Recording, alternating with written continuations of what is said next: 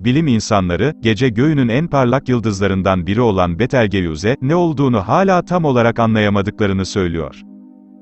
Yıllardır tuhaf hareketler sergileyen yıldız, karardıktan sonra süpernovaya dönüşmek üzere olabileceğine dair şüphelere yol açtı. Ancak bunun yerine yıldıza belki de daha da olağan dışı bir şey oluyor. Onu izleyen bilim insanlarına göre, yıldız çarpıcı patlamasından sonra kendini toparlıyor ve şu anda bir tür sıçrama yapıyor.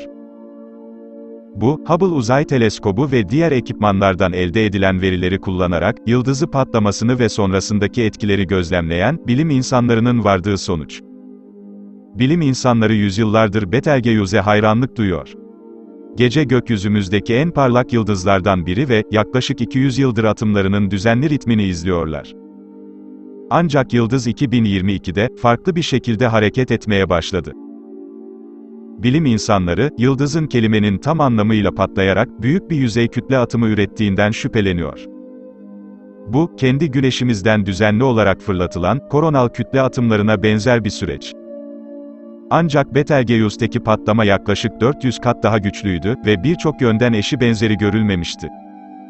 Yıldızla ilgili bilgileri derleyen, Astrofizik Merkezi'nden Andrea Dupri, daha önce bir yıldızın yüzeyinde, büyük bir kütle atımı görmemiştik dedi. Tam olarak anlayamadığımız bir şeyler oluyor. Bu, Hubble'la doğrudan gözlemleyebildiğimiz ve yüzey ayrıntılarını çözebildiğimiz tamamen yeni bir fenomen. Yıldızların evrimini, gerçek zamanlı izliyoruz. Patlama, yıldızın derinliklerinde yükselen ve sonunda, Betelgeuse'te milyonlarca kilometre boyunca uzanan, bir gaz sütununun ardından meydana gelmiş olabilir. Daha sonra yıldızın büyük bir bölümünü patlatarak, geride soğuk bir yüzey alanı ve toz bulutu bıraktı, bu da yıldızın gece gökyüzünde sönükleşmesine neden oldu. Bu da parlaklıkta 2019'un sonlarında meydana gelen ve aylarca devam eden gözle görülür değişiklikleri açıklıyor. Betelgeuse patlamanın ardından, hala toparlanıyor gibi görünüyor. Bilim insanları tarafından 200 yıldır takip edilen, 400 günlük atım hızı artık yok ve yıldızın kendisi de, yeniden şekillenirken sıçrama yaşıyor.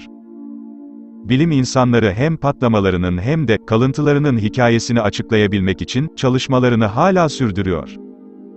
Ancak James Webb Uzay Teleskobu'ndan, biraz yardım alabilirler. Bu teleskop fırlatılan materyalin, uzaya gidişini ve yıldızdan uzaklaşmasını izleyebilir.